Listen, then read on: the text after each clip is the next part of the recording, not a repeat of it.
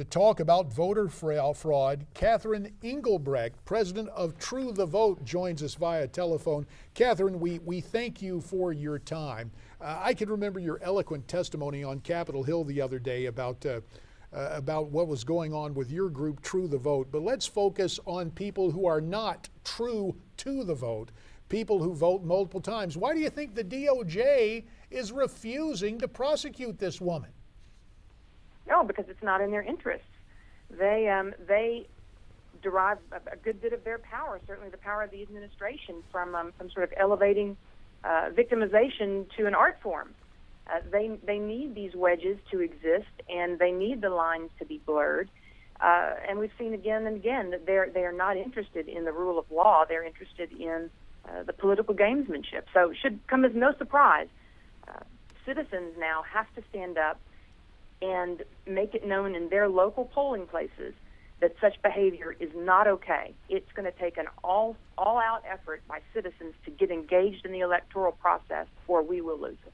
And to add insult to outrage, a situation where just the other week in Cincinnati, and it was interesting about Cincinnati back in the day, that was the most faithfully Republican major metropolitan area. In fact, in 1964, Cincinnati voted for Barry Goldwater.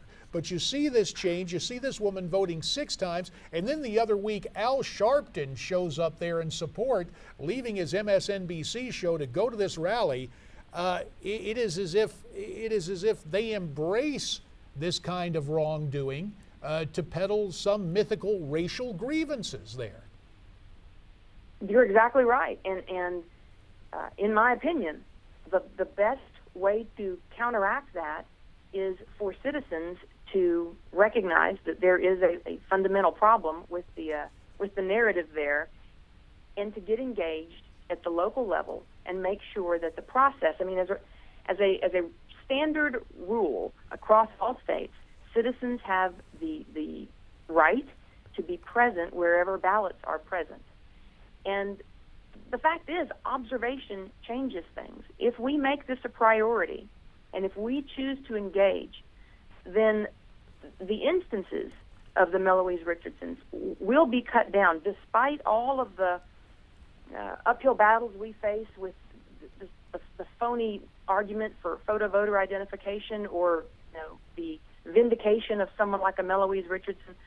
We've got to put boots on the ground and make sure that we are holding our own in our polls. That's where the change has to occur. Well, Catherine, we're talking about this case here with Meloise Richardson. You know, she voted multiple times, but there's also other examples out there of folks who shouldn't have voted in the first place. There was a story out of Iowa last week, a voter fraud case.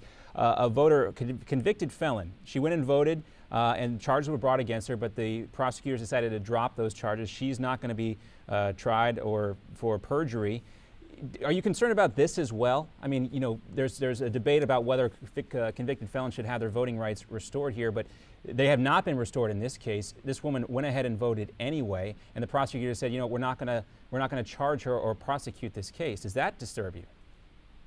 Oh, absolutely. And you see instances like this all over the place. You have people who are registered in more than one state, and they vote in person in one of those states, and then they cast their mail-in ballot in the other. That's a felony. Non-citizens who vote, they've been registered, which is a problem in and of itself, and then they go on to vote. Now, that's a felony.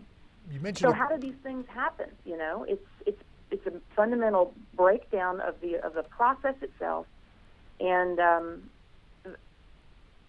politicians recognize that anything near the subject of election integrity is a political minefield. You've got to be ready to be called every kind of hateful name, from racist to vote suppressor, because that's what the left will come after you with. And really, all it is a completely nonpartisan sentiment that was at the top of the segment when you opened it. It's the concept of one man, one vote. Catherine, the best man or woman wins. Right. I want to return to something you said there. Obviously, we see the problems with illegals. Part of that came through the 1995 congressional passed and Clinton signed Motor Voter Act to free up voting. So that's problematic for illegals. But you also mentioned mail-in ballots. The notion that somehow we're going to make elections far more convenient In your mind, should early voting, or especially voting by mail, is that just fraught with a fraud-rich environment for people to take advantage of election situations? Oh, there you are again. Absolutely, that's another area where our system is vulnerable, because there are not sufficient checks and balances to make sure that that mail-in ballot is arriving to its intended destination. There aren't checks and balances across the country to make sure that only one mail-in ballot is being cast by any given voter.